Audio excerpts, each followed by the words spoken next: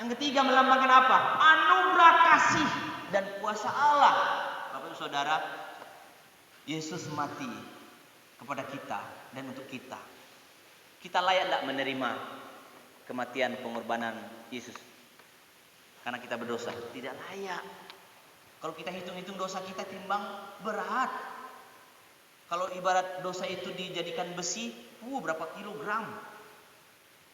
Tapi karena kasih karunia Allah, kita dibebaskan Bapak Ibu. Seolah tidak berdosa dianggapnya. Diputihkan dosa kita. Ibarat pajak. Diputihkan. Tidak dianggap seperti tidak berdosa. Malah yang berdosa itu Yesus. Dialah yang disalib. Seolah-olah dia yang berdosa. Dia melindungi dosa kita. Dianggap bersalah. Terkutuk. Maka Bapak Ibu, orang yang disalib di Golgota itu bukan orang benar.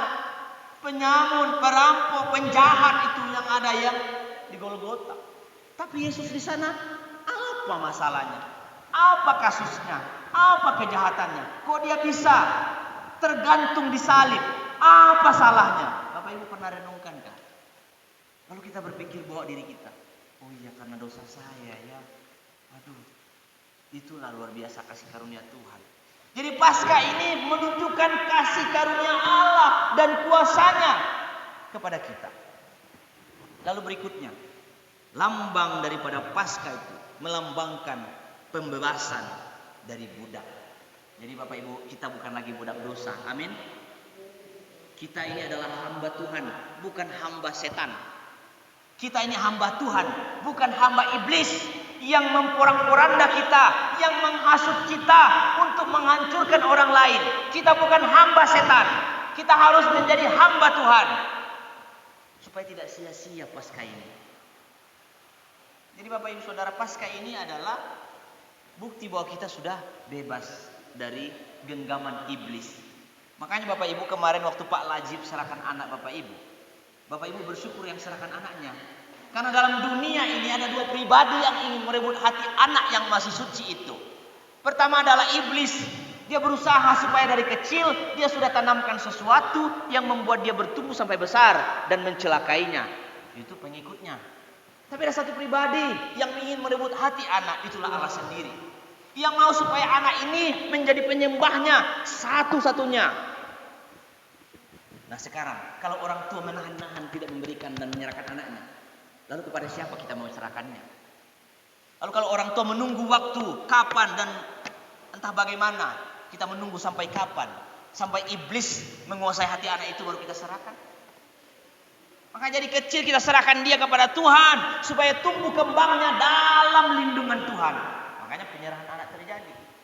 Di sini saya lihat kalau kita buat penyerahan anak tidak ada yang antusias. Hanya sedikit. Dan itu pun ya kita yang menjemput bola. Baptis kita yang menjemput bola. Seharusnya ini momen yang penting di mana kita berjumpa dengan Yesus. Ada saya tegur juga pemuda waktu itu.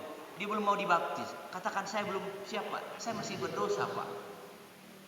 Lalu saya bilang kau mau baptis ini mau menyucikan dosamu. Emang siapa yang suci di sini? Tidak ada. Tapi kita mau mandiri beriman kepada Tuhan secara mandiri. Tidak bergantung kepada orang tua. Jadi sebelum kita dibaptis iman kita masih bergantung pada orang tua. Kalau orang tua tidak diselamatkan kita tidak diselamatkan. Tapi kalau kita sudah mandiri dibaptis tanggung jawab sendiri keselamatan itu. Tidak membawa-bawa keluarga. Bapak Ibu Saudara yang terkasih di dalam nama Tuhan kita Yesus Kristus. Itulah lambang daripada Paskah, lambang kemenangan. Paskah juga lambang pengampunan. Dan juga lambang daripada kasih karunia Allah, lambang pembebasan. Dan yang terakhir, lambang kehidupan kekal. Bapak Ibu Saudara, Paskah itu adalah lambang kehidupan kekal. Jadi kalau kita ingat Paskah, Yesus mati. Okelah kita masih berpikir kira-kira bangkit enggak ya? Tapi ketika dia bangkit, di sanalah bukti bahwa ketika kita mati, kita pasti akan hidup dan menuju kepada kehidupan yang kekal. Di sanalah kita punya keyakinan kalau ada orang yang kita cintai mati hari ini, dia pasti akan dibangkitkan untuk menuju hidup yang kekal. Jadi Bapak Ibu kalau kita punya orang yang kita cintai mati, kita tidak takut lagi. Kenapa? Kita ingat Paskah, Yesus bangkit. Mereka yang mati pasti bangkit juga. Itu iman kita. Coba kalau Yesus tidak bangkit. pendeta udah khotbah di kuburan, percayalah bahwa pada harinya dia akan bangkit dari kuburan. Tapi Yesus sendiri tidak bangkit. Percuma. Jadi Bapak Ibu Saudara, makanya hamba Tuhan percayakan kepada keluarga yang ditinggalkan orang dikasihinya, berkata bahwa menghiburnya bahwa kita akan berjumpa di dalam kehidupan yang kekal. Karena Paskah ini menandakan bahwa Yesus bangkit, kita pun bisa bangkit bersama dengan Yesus. Amin. Jadi Bapak Ibu yang sudah ditinggal oleh orang cinta, termasuk saya, mama saya tidak takut lagi. Karena Paskah ini mengingatkan saya kembali, oh iya, kami pasti akan berjumpa lagi. Dia pasti akan dibangkitkan. Mereka pasti akan dibangkitkan. Bapak Ibu Saudara, inilah lambang daripada Paskah. Kita harus ingat itu. Kita harus ingat di kepala kita. Supaya ketika kita melakukan kesalahan, dosa, kita ingat Paskah ini harus berarti. Paskah ini harus kita renungkan. Paskah ini harus kita lakukan dalam hidup kita. Supaya apa? Kita bisa menghadirkan eklesia domestika di rumah, bukan hanya di gereja. Bapak Ibu Saudara yang terkasih, dalam momen Paskah tahun ini melalui PGI kita diingatkan supaya kita hadirkan Paskah di rumah masing-masing dengan sebutan eklesia domestika. Jadi Bapak Ibu Saudara yang terkasih, kita melihat apa yang terjadi kepada murid-murid saat itu. Mereka sedang ketakutan. Kalau Bapak Ibu baca dari awal, murid-murid ketika Yesus mati, mereka semua kumpul di rumah siapa? Markus yang menulis kitab Markus. Murid Tuhan Yesus, tapi tidak termasuk ke dalam 12 murid.